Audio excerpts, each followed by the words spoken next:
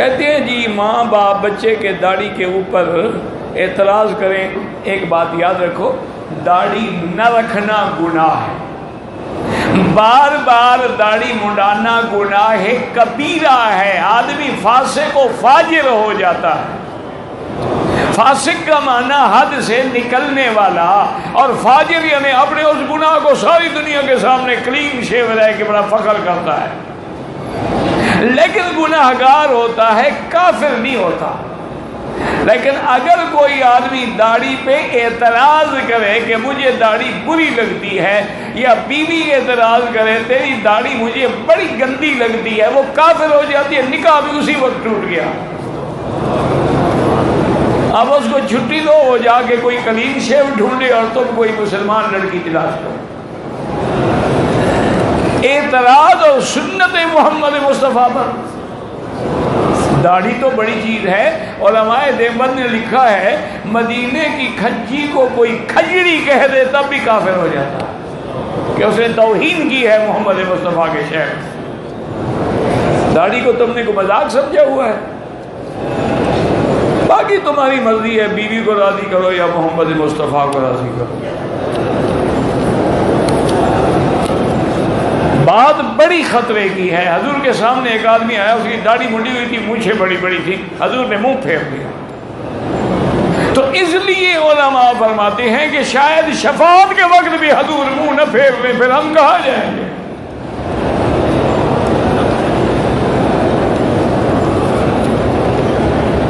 کہتے ہیں کہ شادی کرنے کا سنت کا طریقہ کیا ہے؟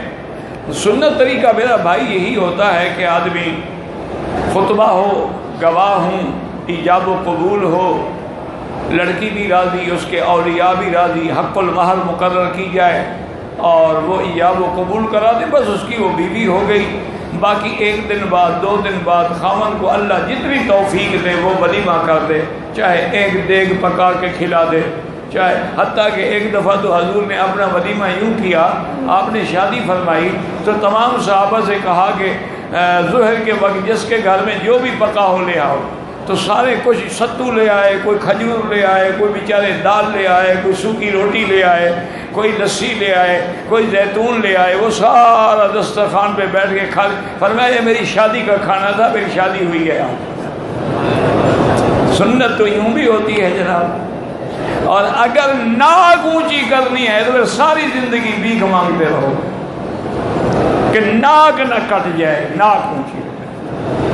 لہذا کیا کریں جناب، 2-4 لاکھ تو دینا ہی پڑتا ہے نا، تو انشاءاللہ وہ ہنی مون مناتے رہیں گے، تم کندھے کو بیٹھ کے روتے رہو گے۔ عورت کے بدن میں درد رہتا ہے،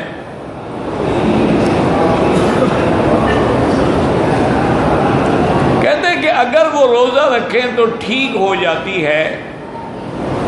بہرحال یہ تو گزارش یہ ہے کہ اس کے مطلب ہے کہ کھانے کے نظام میں کوئی گڑبڑ ہے، کہ جب وہ کھاتی ہے تو معدہ اس کا کوئی اس کے لیے پرابلم پیدا کرتا ہے، اور جب بھوکھی رہتی ہے تو ٹھیک رہتی ہے۔ تو اس کا آپ علاج بھی کرائیں، اور سب سے بڑا علاج یہ ہے کہ وہ زمزم کا پانی ہر نماز کے بعد جتنا پی سکتی ہے نہ پیے، چونکہ زمزم کا پانی جو ہے وہ منافق نہیں پی سکتا پیٹ بھر کے، بس ایک گلاس ہی کافی ہے، حالانکہ اس گلاس میں کتنا پانی ہوتا ہے۔ یہ زمزم کا پانی پینا جو ہے پیٹ بھر کے، یہ ایمان کی علامت ہے، اور ہر بیماری کا علاج ہے۔ تو میری بہن آپ روزہ بھی رکھا کریں، یا مثلا ایک دن رکھ لیا، ایک دن چھوڑ دیا، اور دوسرا کسی معدے کے ڈاکٹر یا حکیم سے علاج بھی کروائیں، اور جب تک مکے میں ہو زمزم سے بڑا علاج کوئی نہیں ہے۔ کہتے تھے کہ ایک آدمی کمپنی میں کام کرتا تھا، اس کمپنی میں اور بھی حصے دار تھے، اس نے پیسے چوری کیے، اب اس کو اللہ کا خوف آیا ہے، واپس کرنا چاہتا ہے، بڑی اچھی بات ہے۔ تو بہرحال یہ ہے کہ معلوم نہیں کہ کسی حصے دار کے کتنے پیسے تھے، تو جن کے پیسے نہیں ملے ان کو تو پتہ ہے نا، اور بھئی جن کے پیسے چوری ہو گئے اس کو تو پتہ ہے نا کہ میرے 10 ریال، اس نے کہا میرا 100 ریال، اس نے کہا میرا 50، تو کسی دوست کے ذریعے ان سے پوچھ لے، خود نہ پوچھے کہ بھئی کتنا نقصان ہوا، تو پتہ لگ جائے گا ایسا کہ اتنے پیسے ان کو واپس کر دے۔ میرا بھائی گزارش یہ ہے کہ غیر مقلدین کا جو لفظ ہے معنی یہ ہوتا ہے یعنی جو ائمہ اربعہ کی تقلید نہیں کرتے. ایک بات یاد رکھو کہ صحابہ کے زمانے سے لے کر بلکہ حضور کے زمانے میں بھی صحابہ اجتہاد کرتے تھے. ایک موٹی بات یاد رکھیں کہ یا تو آدمی مجتہد ہوگا یا مقلد ہوگا. کیا معنی؟ وہ خود عالم ہے، خود مسائل سمجھ سکتا ہے، استنباط کر سکتا ہے، قرآن و حدیث میں نظر ہے، اس کو کسی کی تقلید کی کیا ضرورت ہے؟ تو یا تو مجتہد ہوگا، اور اگر مجتہد نہیں ہوگا تو مقلد ہوگا. تیسری قسم ہو ہی نہیں سکتی دنیا میں. باقی یہ جھگڑے ہیں، کوئی کہہ دیتا ہے کہ تقلید کا معنی اتباع ہے، کوئی کہہ دیتے ہیں یہ تقلید قلادے سے ہے اور پٹا کتے کے گلے میں ڈالا جاتا ہے. اللہ ہدایت دے. اللہ تعالیٰ سے دعا کرو اللہ ہدایت، اللہ بغض و اناد دور کرے. ہمارے کہ یہ بیچارے نہیں سمجھتے کہ جس کتے میں پٹا ہو اس کتے کی بھی قیمت ہوتی ہے، جو بغیر پٹے کے ہو لوسی اس کی کیا قیمت ہوتی ہے. لہذا ان باتوں کو بالکل نہ کیا کریں. یہ نوجوان ہیں، جذبات میں آ جاتے ہیں، اللہ ان کو ہدایت دے اور اللہ اتفاق عطا فرمائے. دیکھیں نا کہ بڑے بڑے لوگ، اب امام بخاری جیسا جلیل القدر آدمی جو خود مجتہد کے مقام پہ ہے، لیکن بعض مسائل میں امام شافعی رحمۃ اللہ علیہ کے قول پہ عمل کرتے ہیں.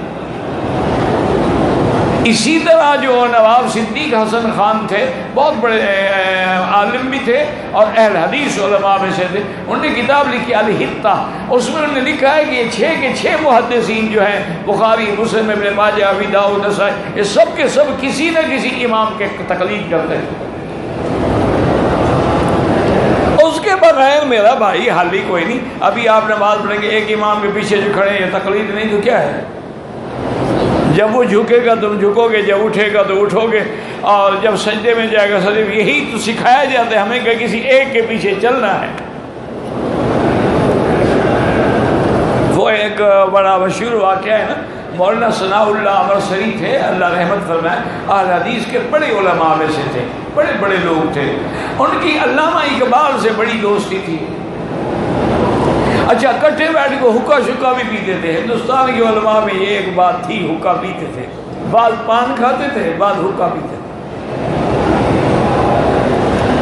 تو ایک دن ایک مولانا ثناء اللہ کا کوئی معتقد آیا اور اس نے مسئلہ پوچھا تقلید کا.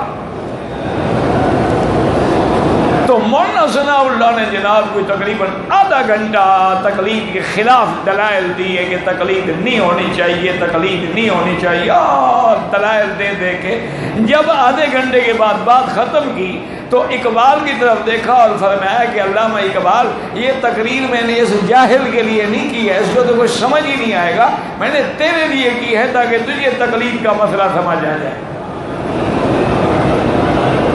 علامہ اقبال نے فرمایا کہ مولانا، مجھے تو آپ کی تقریر کے بعد یہی سمجھ آیا ہے کہ تقلید چھوڑ دیں تو چوں صلاۃ بے امام وہ کیفیت ہو جائے گی جیسے نماز تو ہو لیکن امام نہ ہو. کوئی رکوع میں پڑا ہوگا، کوئی سجدے میں پڑا ہوگا، کوئی کھڑا ہوگا. اگر یہی تفرقہ آپ نے ڈالنا ہے تو پھر سکھاتے رہیں لوگوں کو. ورنہ ایک امام ہوگا تو رکوع میں بھی سب کٹھے جائیں گے، سجدے میں بھی سب کٹھے جائیں گے. مولانا السلام نے کہا بھی یار تم پر کوئی تقریر کسی کی اثر نہیں کر سکتی. دوستی تھی ان کی، اللہ ان کی قبروں پہ کروڑوں رحمتیں فرمائے.